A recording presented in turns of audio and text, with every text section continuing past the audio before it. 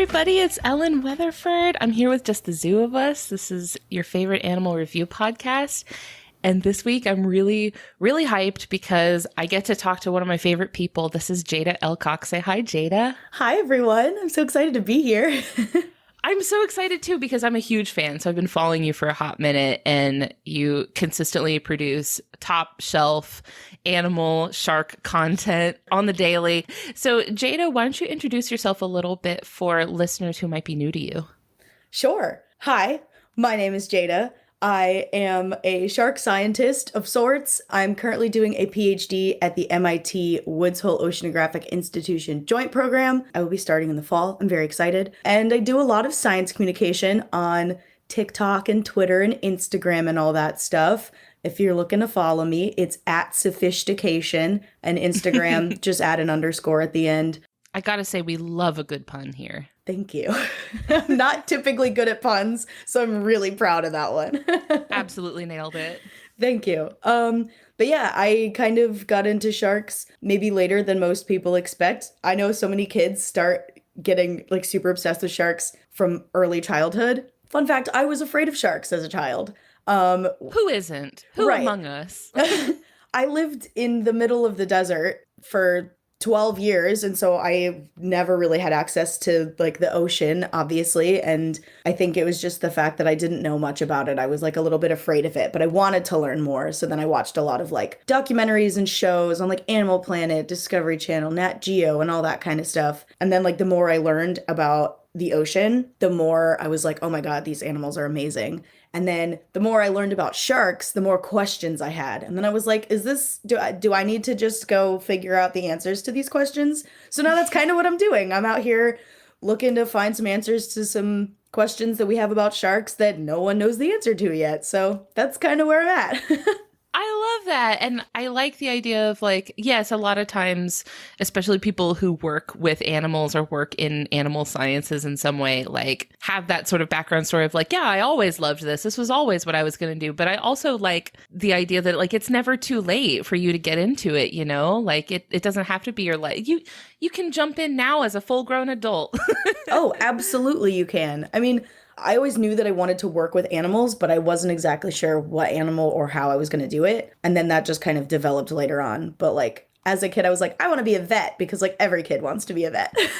That's what the people always tell kids who like animals, right? Like when kids like animals, they're like, you should be a vet. Yeah, but then like that, I feel like I wanted to be a vet until I realized that like I would have to put animals down. And I was like, I can't handle that, especially if I were like just like a family vet, like with dogs and cats and rabbits and stuff. I'm like, I would have to put someone's pet down when they get old. I'm like, I can't, there's no way I could handle that because I would be sobbing with the family and then have to be like, okay, let me give your dog a checkup to the next patient. I'm like, I can't handle that. So I was That's like, the hurdle. I'm going to do research instead. That seems fun. Right. And I think for a lot of people, like they would look at between like, okay, having to have a very difficult conversation and like being there with a family through a very difficult time, or go out on a boat and like handle live sharks. For a lot of people, the live sharks would probably be the scarier one of the two. Yeah. See, it's funny because before you said that, I thought you were going to say the live shark seems way more exciting. But like, maybe that's just to you and I, maybe like that seems like naturally that's an extremely exciting thing. But I think maybe to a person who is not already like involved in the passion, I guess, of sharks, probably think, yes, I would rather handle the sad day with a cat over, you know, reaching into the water and grabbing a shark. Yeah, I can see. Yeah, that sounds about right. Like most people would probably go with being a family vet rather than a shark scientist. Maybe. I don't know. But I am so happy with my career choice because I'm having a great time.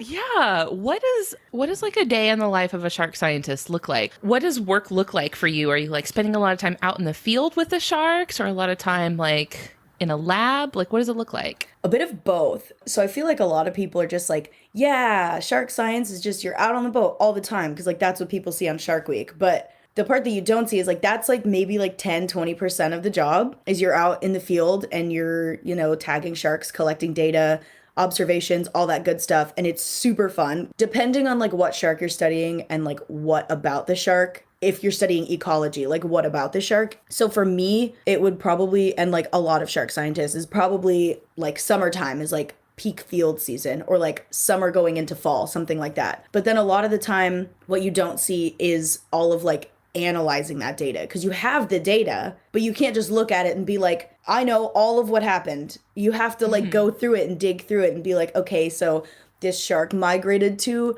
Brazil. What did it do along the way? Like, what else can we see? Where did it stop? Was it using oceanographic features like fronts and eddies and currents to its advantage? Is it feeding during migration? We don't know. Is it where is it going to mate? Like all these, we have to like dig through all the data we have to find the answers to these questions. So it's like a puzzle, honestly. Like you go and get the pieces to the puzzle, and that's your field work, and then you have to piece the puzzle together. That's not to say that that's not also fun. I mean, I don't love coding, let's be honest. But when you code something and like your code runs and you find something cool, you're like, I am invincible. I'm so amazing. I made this happen. And it's so exciting. So like, I do enjoy both sides of it for sure. But there is a lot of like desk work, or I guess computer work, involved with the work that I do. But then there's people that do like biomechanics, or they look at shark skin, or like swimming biomechanics and physiology and stuff like that. And there's definitely like different types of like field work or lab work involved with that kind of stuff. But since I study mainly movement ecology and habitat use, that kind of thing, like, you know, when you look at a stranger on the street and you're like, what is your life like? Are you going to the store? Do you have kids to take care of? Do you like really have to go to the bathroom? Maybe that's not something that's not something I typically think about. That just popped into my head right now. Weird question. Anyway, that's the kind of stuff that I'm curious about with sharks, is like, how are you using different features to your advantage? Where are you going when you migrate? Why are you going into such deep waters every once in a while?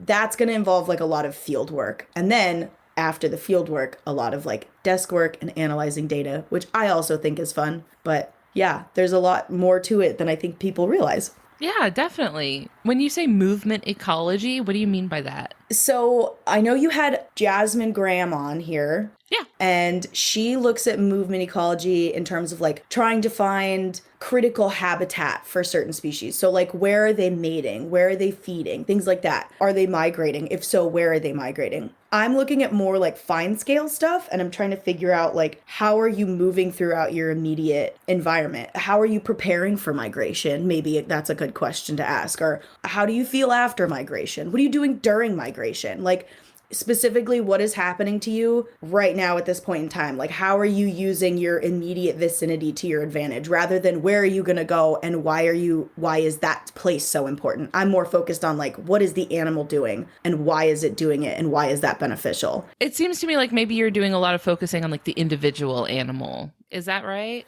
Yes, kind of. I have like some questions. Well, like, I guess this could be applied to like broader scale movement ecology as well, but like looking at the individuals and like multiple individuals to then see how that relates to like the population. You know what I mean? So I'm like, if we see multiple individuals diving down in like these warm spots in the middle of the ocean, what is that for? Maybe they're using it to access like Twilight Zone prey items that we are not seeing towards the surface. Maybe that's something that they're doing, because there's some literature on that, and it's really cool of like, maybe they're using these warm core eddies, like little, basically like circular currents, I guess.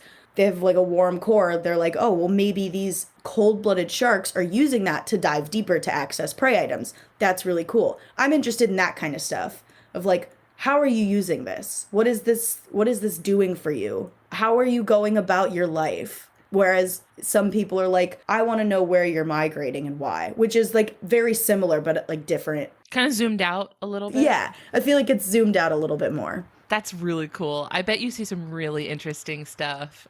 Yeah, and it's funny because I feel like a lot of people are like, scientific papers. And like, sometimes, yeah, you're like, okay, this is a super dense paper. It's hard to read. But like, I'll read papers on some of the things that like I'm interested in or that I'll use as like one of my citations in like a proposal or something that I'm writing. And I'm like, this is so interesting. Oh my gosh, am I going to try and find things like this? Like, that would be so cool. So I feel like reading them and like thinking of all the possibilities and all the questions that I have and all the things that we don't know yet, I just get so excited. And I'm like, the possibilities are endless. The sky is the limit. And I just get, I get so giddy about it. They're hiding so many secrets down there. Secrets? Yeah, there you go. The day is young and we're already 2 for 2 on great puns. Yeah. It's going to be a wild ride. I'm not great at puns, so we'll see if I can come up with some more. They don't have to be good. They just have to be puns. Yeah. They don't have to be good. They're all by default groan worthy, right? Like it's gonna be the same response whether it's really good or really bad. Yeah. Actually, just a little side note. You can include this if you want to or not. I don't care. I said this joke to my brother and he punched me for it. And I don't blame him. It's, hey, Ernie, you want some ice cream? Sure, Bert. Oh my God. Because, like, sure, Bert. It's so good. It's so bad. I love it so much, though. That's one of those things, like, I would tell that joke to my kid, and he would have no idea what I was talking about, and then I'd have to explain the whole thing. Yeah. Yeah. I'm glad that I didn't have to do that, but I said it out loud, and both of my brothers were like, I hate that, and I'm angry at you about this. I'm like... Delete what you said. Yeah. I'm like, I kind of wish that I could, but also the reaction was priceless, so this was great. Sometimes it's worth it. Exactly. I'm like, you know what? I'll take a slug to the arm. Every healthy relationship requires one person that tells really bad puns and the other person to pretend that they hate the puns, even though they really like them. It depends on who I'm hanging out with. I could be either person in that situation. You have to be flexible in your role. Exactly. So today we're talking about sharks, and we're going to zoom in on a particular shark that you really like and I really like. And so I'm hoping to get some deeper understanding of this shark. This is the Thresher shark. I love that Thresher shark. I'm so excited because this is a really cool shark. I don't know that much about it, so I'm excited to learn from you.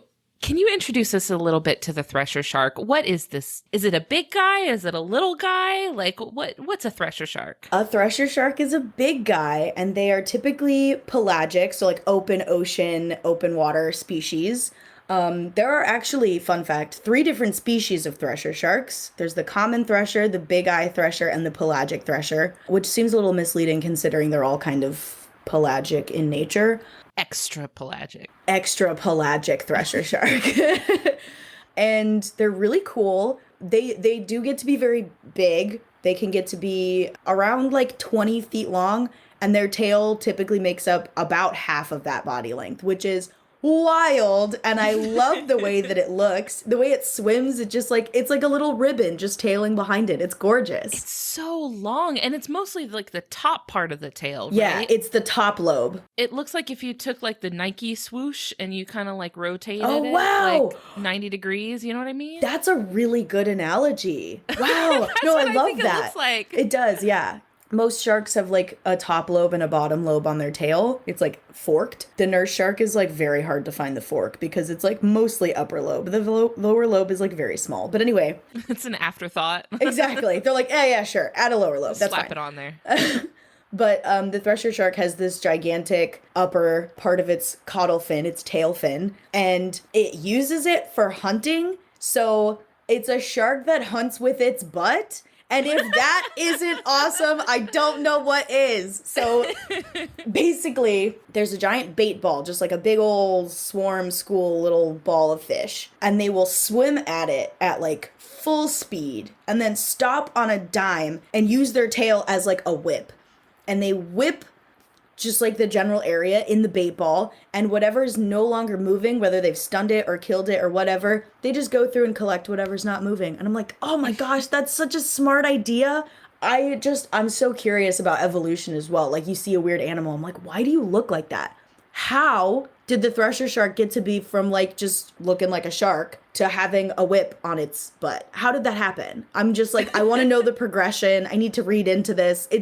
They're so cool. Like, how did they decide that that was the thing that they really wanted to like invest all of their evolutionary points into? They're like, nope, it's all going to the tail, all of it. Yeah, and it's so odd to me. I'm like, there aren't really other sharks that do that. Like, what? There are other sharks that have like long tails too, but like none of them use it as like a whip. It makes no sense to me that they're like, you know what we're gonna start doing? Whipping things with my tail. That makes sense because I can only swim forward. So let's, yeah, use the back end of me to hunt. How did that? I just don't. Yeah, I'm interested that you said that they can only move forward. Is this like a common shark trait? It's the way that like the water needs to go over their gills, I'm pretty sure, is like it needs to go over their gills forwards. Otherwise, backwards, they're not going to get any oxygen from it. I feel like I've always heard this thing that like sharks can never stop moving. That's only true for some sharks. That's not true for all sharks. So, for example, I mentioned the nurse shark earlier. So there's like benthic or bottom dwelling sharks like the nurse shark, the zebra shark, cat sharks, the wobbegong, all kinds of stuff like that. They sit on the bottom. So what they do is called buccal pumping, where they pull water in their mouth and then over their gills, and they can breathe that way. However, the thresher shark is what we call an obligate ram ventilator, which basically means it has to keep swimming in order to breathe. And if it stops swimming, it won't be able to breathe because it's not getting water over its gills because it doesn't have the ability to buccal pump and just pull water over its gills. So yeah, some sharks, I feel like most of the sharks that you think of, like a great white or a mako or a bull shark, a tiger shark, threshers, those are all obligate ram ventilators. The pointy ones. The pointy sharks, exactly. And then the ones that you would see probably just like kind of chilling on the bottom more often, those are your buccal pumpers, and they can stop moving and just like rest on the bottom. And it's especially important for things like the wobbegong because they're ambush hunters, so they have to sit still in order to wait for prey to come to them. So there's over 500 different species of sharks. They fill so many different niches or niches, however you want to say that, within the ocean. So they've evolved so many different things. And like every time someone asks me a question, they're like, so do sharks give live birth or do sharks have to keep swimming in order to breathe? 9 times out of 10, the answer is depends on the species. Some of them do, some of them don't. Exactly. You know, they've got a lot going on in the shark department. Yeah, they really do. They've kind of covered it all. So if this is your first time listening to this particular podcast, what we do is we review animals by rating them out of 10 in 3 different categories. The first of those categories is effectiveness, which I have high hopes for the thresher shark for effectiveness. This is physical adaptations, so things that are built into the body of the animal to let it do a good job of the things it's trying to do, such as catching their prey, eating their prey, not becoming prey, things like that. What do you give the thresher shark out of 10 for effectiveness? I'm going to go ahead and give them a solid 10. I feel like, honestly, it would be hard for me to give any animal less than a 10 because, like, they've evolved over millions of years to do exactly what they're doing today, especially with sharks, because if you didn't know, sharks are older than the dinosaurs, and sharks are older than trees. They evolved over 400 million years ago, and so they've been continuously evolving into different species to fill these different niches for so long, and, like we said before, like you see this animal and you ask, why do you look the way that you look and how did you evolve to fulfill this very specific purpose in the ocean? Any animal that makes you think that, I feel like you kind of have to give it a 10 out of 10 because it's so odd. It's evolved so specifically for what it does. And the thresher shark, I mean, it's got this awesome tail that it uses for hunting, which is super cool. And also they're mackerel sharks, which is the order of sharks that's like the great white, the mako, salmon, porbeagle, thresher, stuff like that. And mackerel sharks are at least regionally endothermic. So I believe the thresher sharks can like keep their eyeballs and their brains warm, basically to keep them, I guess, like firing on all cylinders to make sure that their eyesight is good and that like everything is working properly to be able to hunt in the open ocean. Oh, okay. So they don't have to worry about like getting too cold, I guess. Considering it's like regional endothermy and it's just like in their head, they kind of do like the rest of their body does. So like, for example, the salmon shark lives out in Alaska and it hunts like salmon, obviously, and like squid and things like that. So it has to be super fast to catch its prey. It can warm its entire body to like 61 degrees Fahrenheit above water temperatures. Wow. So it's different for different like mackerel sharks, but mackerel sharks are at least partially a little bit, depending on the species, endothermic, which is really cool. Dip their toe into it. Exactly. Just a sample. Dip the tail in. Yeah. So that's got to add to the effectiveness score. Yeah. So 5 points for an awesome tail, 5 points for regional endothermy. That's really cool. Is a thresher shark like super fast? I feel like I look at them and I think like this boy's built for speed. They look like that, at least, because maybe it's just because of the long tail. They are fast. I don't know how fast. Honestly, I'm going to look it up really fast. Sharksider.com says bursts of speed up to 30 miles per hour, which I would find that believable. The mako shark is the fastest, and it can have bursts of speed up to 45 miles per hour, so I feel like 30 sounds about right for another large pelagic shark. Because like in the pelagic, you have to be fast because there's very limited resources for you. So if you see a resource, you need to be able to take advantage of it immediately. So plus that's a lot of distance to cover. Right. Yeah. There's a lot out there. It's a very big distance. You got to be able to cover it quickly. So yeah. And this is a big boy, so like it's a hefty shark. Like you gotta get some oomph to get it going that fast too. Oh, So yeah. that's pretty impressive. They can indeed launch themselves completely out of the water. Does that hurt? I mean, probably, but like, I guess I mean, like, does it injure the animal? Like that? Oh, no. Like, oh my gosh. No. So there's actually a video recently of a thresher shark jumping out of the water, and it's high above the water, like I don't know, 10 feet from the bottom of it's up there, and it's. They think it was trying to get a cookie cutter shark off of it because it had latched on to like underneath its pec fin, and it was trying to like basically get rid of this little parasitic shark that's like trying to take a chunk out of it. And he was like, I'm gonna slam back down, get off of me, stop trying to eat my flesh. Oh my gosh, it's an inter-shark conflict. Yeah. Yeah. Do sharks have to worry about other sharks often? Like, are they kind of eyeballing each other? Like, you over there, I see you, you're a shark, I'm also a shark, I get what you're about. So let me say again, it depends on the species. Some sharks eat other sharks, and sharks have so many senses to like figure out like predator, prey, like how do I either attack this thing or get away from this thing. One of those things is hearing, but like the sharks that hunt other sharks so sharks have skin made out of basically modified teeth called dermal denticles. It makes them incredibly streamlined so that like they're the most like efficient swimmers out there. We've actually had like swimsuits designed after them, which is really cool. But basically it's so streamlined that if a shark is coming up on another shark, the shark that's being hunted can't hear the other shark coming. Because usually like swimming will make sound. They can't hear it because they're just so streamlined. So they'll have no idea what's going on unless they turn around and see it, or maybe like sense its electrical field with its electroreceptors. So I guess, yeah, some sharks do have to worry about other sharks trying to eat them. And then other sharks have to worry about sharks realizing that they're trying to eat them. If that made sense. A complementary set of problems. Yes. Either predator avoidance or prey capture within the shark community. When you were describing like the shark being so streamlined in the water that the other shark couldn't hear it, I was thinking about if you've ever been walking like on a sidewalk or something and you didn't notice that like a Prius was driving behind you. Yeah. That kind of thing. Yep. Sharks are Priuses of the ocean. Very spicy Priuses. Spicy really Prius. Pointy, sharp Priuses. Sharp Prius. The most environmentally friendly. There you go. See? It's eco-friendly. You reduce your carbon footprint. Just ride a shark to work. That's all you gotta do. Yeah. No, please don't ride a shark. You're so right. I should. Yeah, let's just like put it to rest. Stop. Don't touch sharks. They're wildlife. Would you just go up to a wolf or like a coyote and be like, "Oh, so cute. Let me pet"? No, bad idea.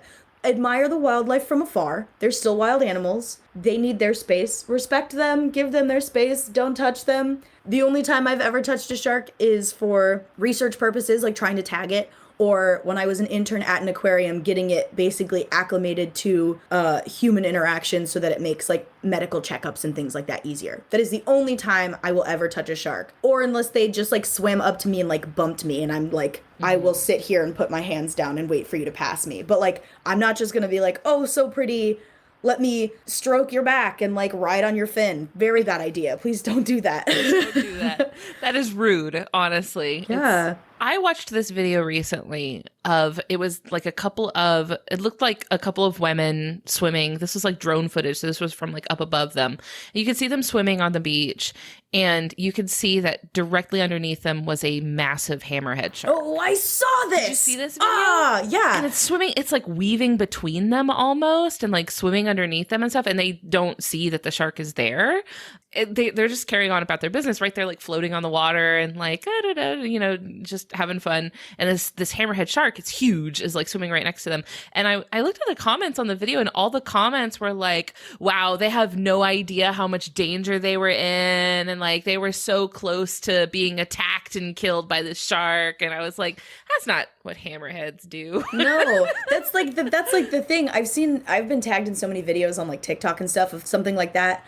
Or there was one of like this hammerhead looked like it was swimming really fast at a person, but you can see the fish that it was going after swim away, and it was like the fish was right next to the guy, but then like the shark just quickly turned around because he was like, well, this person's in my way.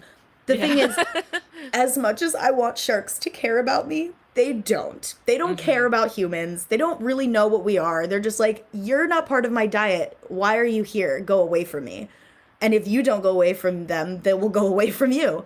And also, like, in these videos, the water is so clear. And, like, there are sharks that hunt in, like, murky water because, like, their prey just exists in murky water. And that is a time where you are at higher risk of getting bitten because they can't see you very well. But in these waters, like, people are just out there on the beach. The water is so clear. I'm like, that shark can see you well enough to know that you're not a prey item. It wants nothing to do with you. It doesn't care. It's just, that's the other thing is people are like, they have no idea how much danger they're in. I'm like, if that shark wanted to bite that person, it would have done so. And it didn't because it didn't care and it didn't want to bite them. And they were coexisting in the same space for a few minutes. Nothing bad happened. You're more likely to get bit by a human in New York than you are to get bit by a shark in the ocean. Or you're more likely to get killed by a vending machine than you are to be killed by a shark. So I'm like, people like build this up so much and they're like, shark attacks. And I'm like, no, they're not that common. I mean, they happen, but like, so do dog attacks. And like, they live in the ocean. If you're going to go in the ocean, just beware that you might encounter one. And if you do, just wait for it to pass you. Chances are it's just going to swim away and be like, I don't know what the heck that weird looking fleshy thing was, but I don't want to see it again. Yeah. And any episode that we do where we talk about sharks, it always boils down to like, you're a guest in their home. Yeah. Leave them alone. Just give them space. They don't want anything to do with you. And it can kind of swing in the opposite direction where it's like people can be either like so afraid of them that they will have these very negative feelings towards sharks where they think that they're like evil and need to be like preemptively eradicated or something like that. But then people can swing in the opposite direction where they're like, no, I'm so not afraid of sharks that I'm going to sit on their back. Yeah, let's like, I'll prove how much I love sharks by just like giving it a big old hug. Yeah, let's do a nice middle ground and be like, I love sharks and respect them enough to not touch them. I mean, I've seen videos of like, there's this guy basically trying to give a nurse shark a kiss and like flipped it upside down and was like, tonic and mobility, which I don't know why we're doing that to sharks. Again, just leave them alone. Yeah, and it bit him on his face because he was putting his face near the face of a shark. Shocked Pikachu face. I'm like, if you tried to kiss me without permission, chances are I'm going to bite you too. Like, don't, no. What was the lesson here?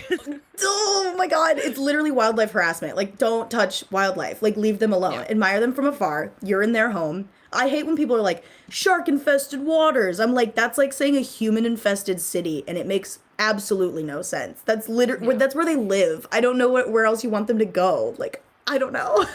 And they were already here before any of us existed as mammals. So they've been here for hundreds of millions of years before we even began to try to evolve. So let's not think that we're entitled to every single inch of this earth, because other things live here too. Let's be nice neighbors and just let them have their space.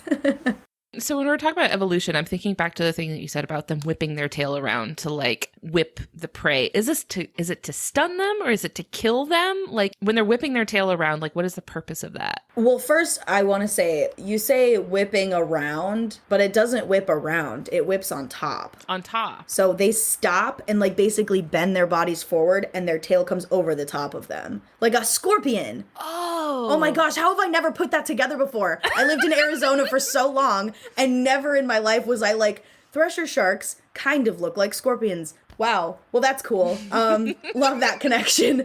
Oh my gosh. You bring it my home. old home and my new home. Yeah, exactly. So basically it's to get prey to stop moving, whether it kills the prey or it stuns the prey. As long as the prey is not moving, it gives the shark the chance to go through and eat it. And then it's dead. And then it's nutrition.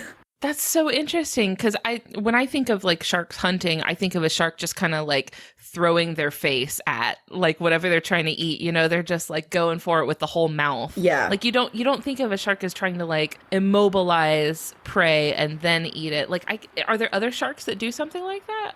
Ooh, the saw shark. There's a sawfish, which is different than the saw shark. I feel like people are very surprised by this. I was too. Sawfish are a species of ray.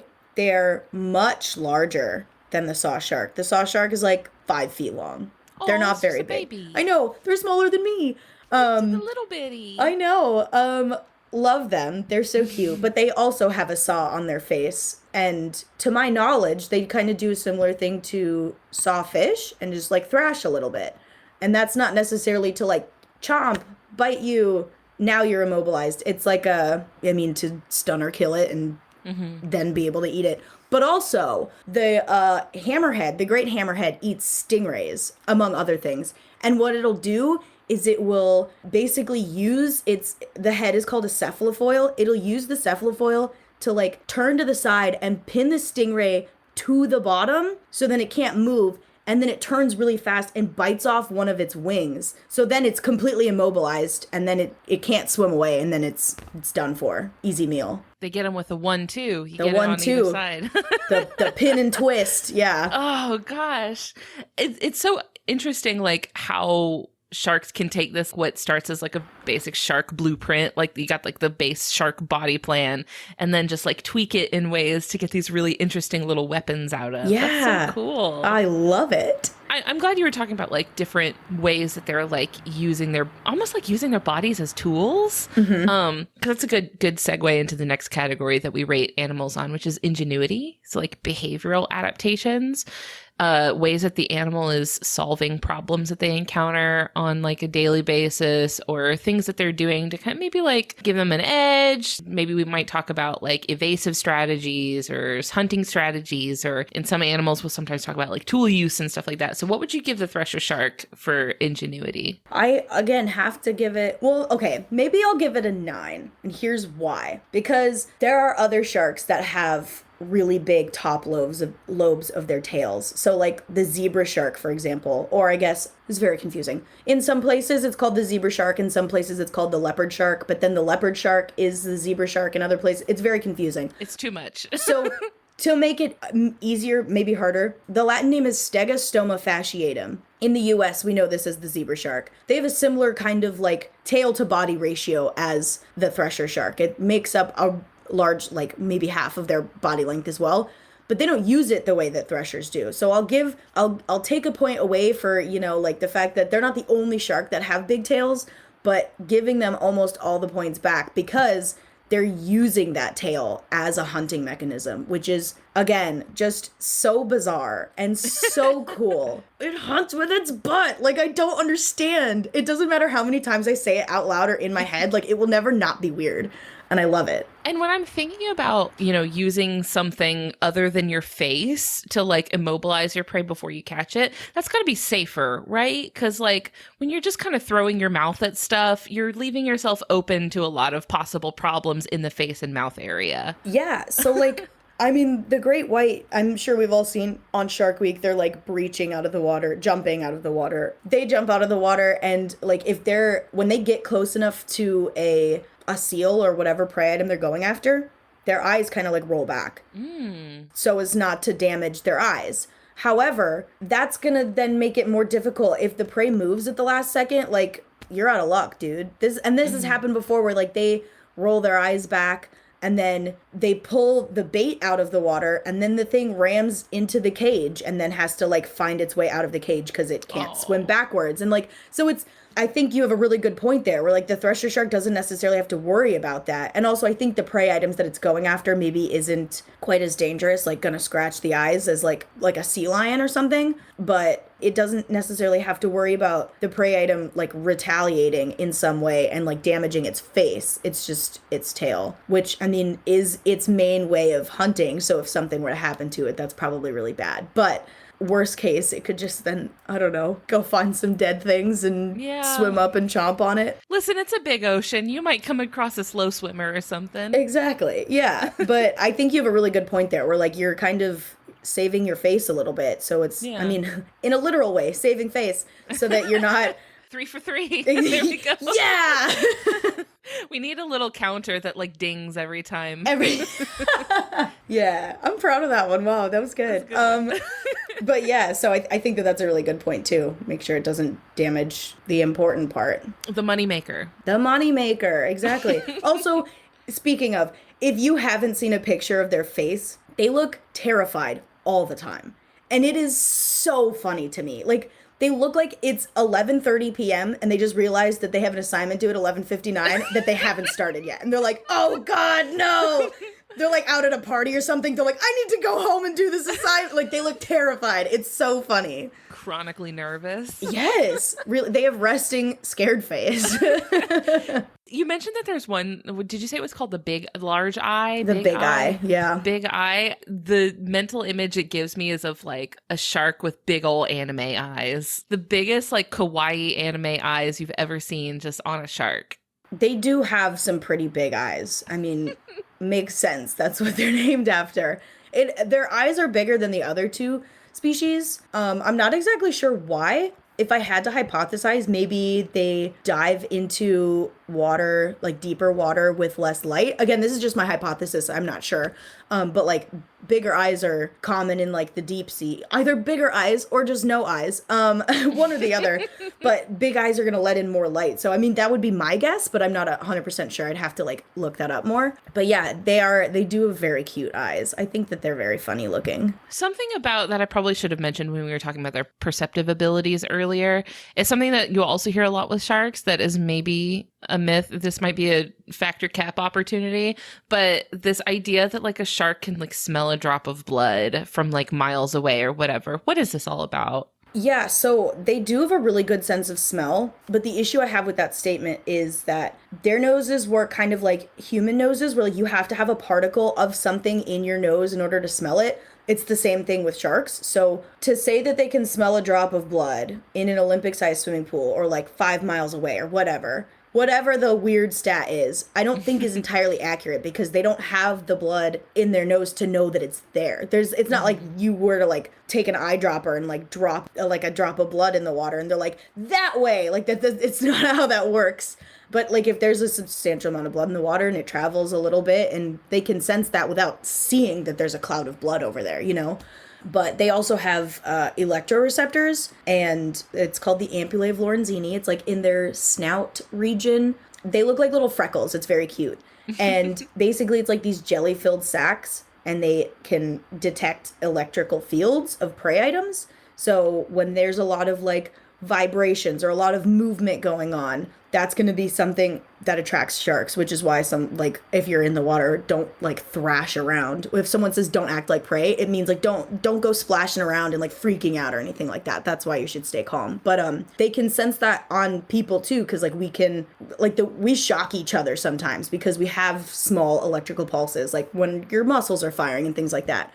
And if a shark doesn't know what that is, it's going to come up and be like, what is this? And then it's going to look at you and be like, that's not what I wanted. And then it'll go away. But yeah, so electroreception, a literal sixth sense. That's really cool. They can't see dead people, but they can sense electrical signals, which is cool. It is really cool. I would argue cooler. Yeah. When you were saying that like the blood has to like reach their actual nose, like the actual blood has to be in contact with them, it kind of reminded me of that scene in Finding Nemo with the sharks, Oh, where the blood yeah. wafts into the shark's nose, and that's what kind of like triggers him. Is that accurate? Like, is that how that goes? Like, I guess it, obviously like the frenzied, like, oh my gosh, now they suddenly like go completely feral. That's probably not it.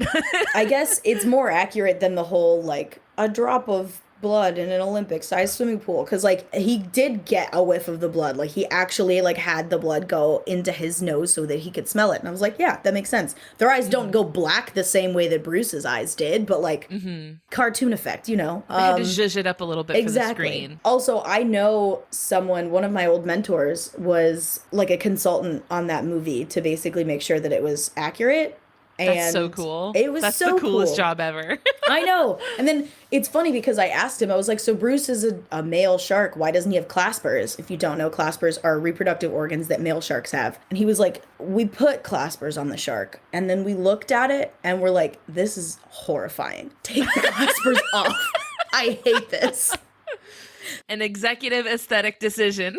Yeah, that's why Bruce doesn't have any claspers, if you were wondering.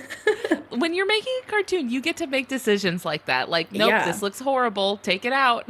I mean, if you want to like really go into it, there's so many more. I mean, like clownfish, when the biggest female dies, the next biggest fish will become female and then mate with the rest of them. So should Nemo and Marlin have been father and son, or would that have turned into something different in the wild? That's all I'm gonna go into. But like, again, cartoons, it's a family like movie, so you make executive decisions that may not be entirely accurate for the sake of the movie, and they're not like huge details typically, but yeah. And my hope is that at least it maybe got some kids interested, enough to be like, oh man, I really thought that movie was super cute. Maybe I want to learn a little bit more about marine biology. Like, I'm sure it sparked a whole generation of marine biologists. I'm for sure one of those kids. I absolutely loved that movie growing up. And my nephew watched it like on repeat for like 3 weeks straight. And I was like, you know what? I'll take it. As long as you stop watching The Good Dinosaur, I'll take this one. Because oh my gosh, I can't even explain to you how many times I've seen that movie. And none of it's accurate. There's a dinosaur and a human in the same, I can't. Finding Nemo's way more accurate. Watch that one.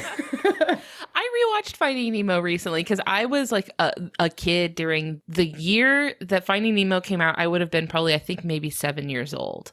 And so I was just right in the sweet spot of their target demographic age. Yeah. So it was a big hit. And I remember for like a period of a couple of years where that was like all anyone my age talked about. Every single time you're at school, like it's the last day of school and they're throwing a party for all the kids. What's on? Finding Nemo. The amount of times I've seen Finding Nemo in Spanish, because that's what we watched in our last day of Spanish class.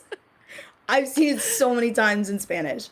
Yeah, I think I just Googled it. It came out in 2003. I think I was 5. I was going to be 5. I was 4. 2003, I would have been 8. Yes. So I was like right in that sweet spot for who exactly they were going for. It was me. Yes. I love that. I'm glad that they did get that right, though, about like the blood actually going into their nose and not doing the whole thing of like, oh yeah, you cut your knee 3 miles away from a shark. Oh no, here it comes. Right. Because I think that's what a lot of media kind of propped up the expectation of like, oh, don't go swimming if you have like an open wound because the shark will smell it from the other side of the planet. Right. I'm like maybe if you like just had your entire calf ripped off, like maybe you shouldn't be in the water anyway. But like if you cut your leg shaving, I think you're going to be fine. Yeah. I'd be more worried about like infections from the ocean than like a shark coming from God knows where to come attack you. So I'd like to ask before we move out of Ingenuity, if you have any cool stories from field work or, just like working with sharks or anything. If you have any cool stories of a shark just like doing something that made you be like, wow, that's incredible. I can't believe they just did that. Like some sort of like wild behavior that you witnessed. Yeah. So actually, I was an intern at Odyssey Aquarium in Scottsdale, Arizona. If you haven't been and you have the chance to go, 10 out of 10 recommend. They have a huge shark exhibit. They take such amazing care of their animals. I got to see all the behind the scenes when I was working there. Everyone's amazing. Fantastic facility. Anyway, I just have to give it a plug. It's so good.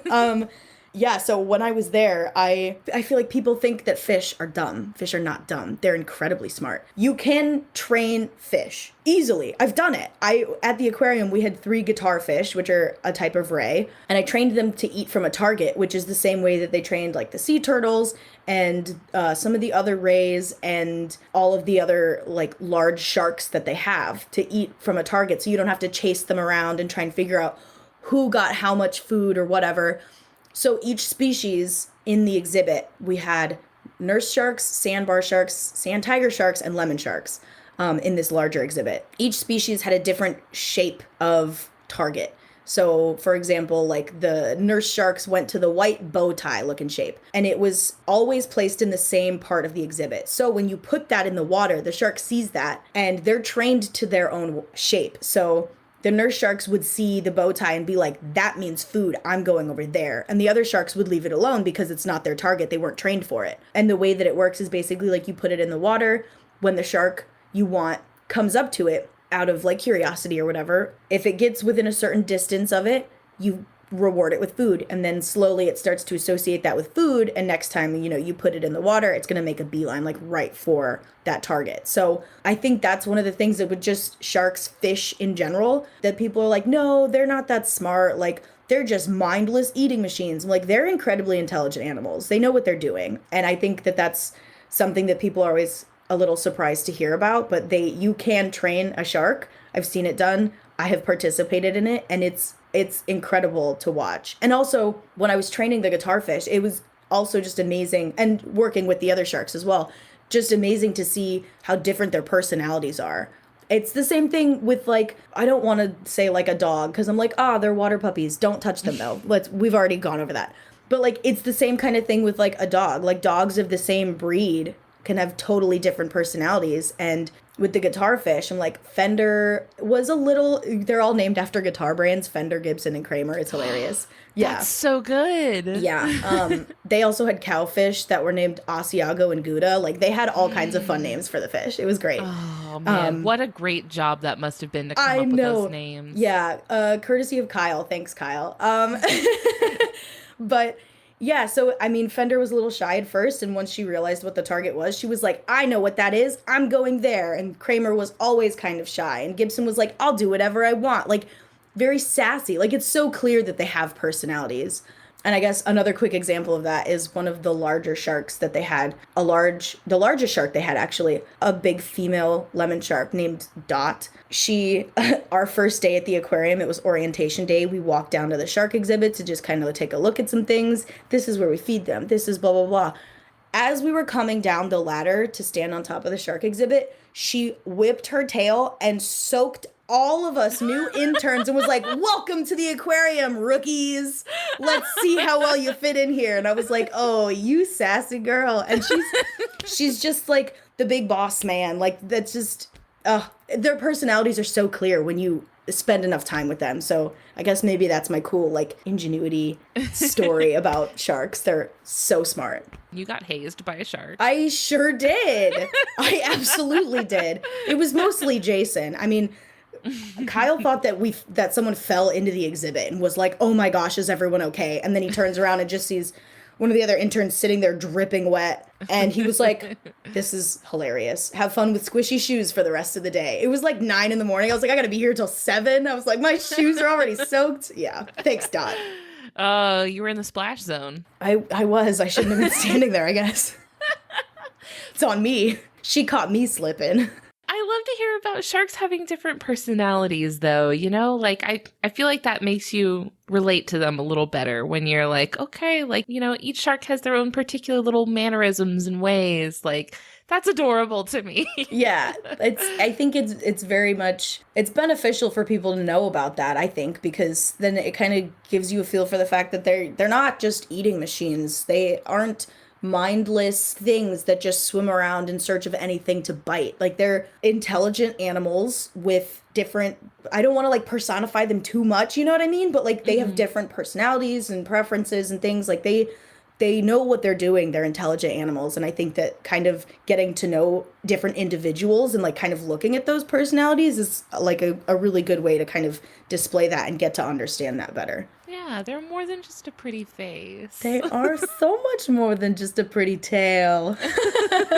So to wrap things up for the Thresher shark, final category is aesthetics, which is just cut and dry how nice they are to look at. What do you give the Thresher shark for aesthetics? 11 out of 10. Fantastic tail, scared little face, little airplane wings. Their pectoral fins are so cute. Like they're awesome, and they're large animals. I am a sucker for charismatic megafauna, as much as I don't want to say that I am, but I really am. So again, it's all about like you look at it and you're like, why do you look like that? Like they're gorgeous. I am obsessed. And again, like the way they swim, like with their tail just looking like a ribbon behind them. I do love that. Yeah. There was a video of one actually like 2 days ago on a beach in Rhode Island.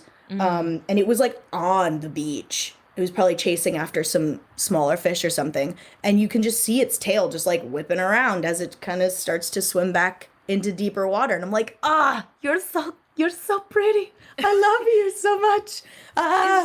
Is the Thresher shark the one that I feel like I've seen pictures of, like when they get accidentally like caught by fishers or something? Is this the one that has kind of a shine, like an iridescent sort of shine to it? Yeah, no, they do kind of have a little bit of like, the light hits them right. They kind of shine a little bit, which is also, love that. Right? It's like a rainbowy effect. Yes. I feel like in you only ever see this effect like in pictures of them taken out of the water. So this is maybe not something that like you get to appreciate like all the time, but I've seen pictures. I'm sure the saturation was absolutely blown out to really like exaggerate the effect. Right. But it is like a rainbow shine to the shark that's like really, really cool. I love iridescence always. Yes. And to see it on a shark is just flawless. Yeah, it's like their faces are almost like kind of like a purplish. And like it just kind of fades into like a lighter blue a little. Their iridescence is gorgeous. If you the light hits them right, you have the right exposure or whatever on your camera. I'm sure some of the pictures are edited because some of them are like a little extreme, but like they're so pretty. Oh my gosh. I think they get a pass for being like a little bit edited because like sharks need a W, like as far as PR and like public perception of them. So it's like if you got to kind of exaggerate the rainbow factor, I'll give that a pass. Like that's good with me because you can give them a little boost if you want. It's okay. It's just like adding like a Snapchat filter, like a little beauty filter. It's fine. You're not catfishing. You're just... It's like a little extra layer of makeup, and that's fine. I'm here for that. Sharking. Cat sharking. Shark fishing? No, that's not what I want. When you say the Snapchat filter, I'm imagining a shark swimming around with like a flower crown and makeup on. Oh my gosh. Yeah, no. Or like the little hearts on their cheeks or something. Oh, I love it. That's hilarious. I would love that. I would give them a total pass for that. It'd be like, you look cute though. So I love these sharks. I'm so appreciative to you for coming on and talking to me about them today. Before we wrap up, I wanted to let you just kind of talk about the kind of work that you're doing right now that you want people to know about, where you mentioned at the top where people can find you on like Twitter and TikTok, stuff like that. I would love if you could talk about MISS a little bit. Yes, of course. So MISS stands for Minorities in Shark Sciences. This is an organization that me and 3 other Black women in the field of shark science co-founded in June of 2020. So we're just over a year old now. The other co-founders are Amani Weber-Schultz, Carly Jackson, and Jasmine Graham. If that name sounds familiar, Jasmine Graham has talked about sawfish with us. Yes. They're all wonderful people. This organization was founded basically to create opportunities and a community for women of color in the field of shark science, because overall it's a pretty white male dominated field. And sometimes, being the only like woman of color in the room can feel a little alienating. So we wanted to make sure that we had a community of people that kind of all study similar things and are in the same field that we can, collaborate with or connect with and just kind of create a community. And again, create opportunities that are always fully funded, because I think that unpaid internships, there's financial barriers. Like not everyone can afford to do an unpaid internship. There's bills to pay. Not everyone can go off for 2 weeks to some lab to do work if they have to help, provide for their families. So we want to make sure that all of our opportunities are fully paid for from the time that you step out of your front door to this time that you step back into your front door. After, we are paying for that, and we're paying for that through donations. So if you want to check out our website, which I will let you know what it is, please feel free to do so. But yeah, so we've now, as of like our 1 year anniversary, June 19th, 2021, we have now over 300 members in 24 different countries. So I know that there are shows out there that are not necessarily displaying the diversity of scientists in the field, and the excuse is typically, well, people of color just aren't interested. Clearly that's not true. We have 300 plus people of color, gender minorities, that would tell you that you're wrong. Right. Y'all just didn't look. Exactly. Clearly not looking hard enough. But we've also partnered with Nat Geo for Shark Fest for 2022, where basically we're giving them, access to like our members that are comfortable being on camera and that might want to take advantage of some of these opportunities so that they can help display some of the diversity that is actually in the field of shark science, which we really appreciate, because they reached out to us and they were like, we need to do better. Can we talk with you guys and have you guys help us out? And we were like, heck yeah, this is great.